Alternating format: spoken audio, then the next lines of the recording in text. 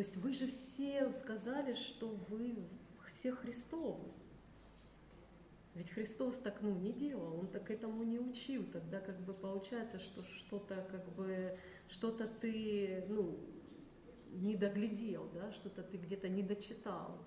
Вот, и поэтому как бы ты там не пытался говорить, что я вот там на небесах сейчас пойду схожу, там еще куда-то, если ты просто элементарное даже для тебе трудно, ты не можешь переносить людей, да, ты не можешь там простить людей, ты не можешь им простить какие-то проступки, вот, то значит, тебе просто, так же, как и всем, нужен Христос.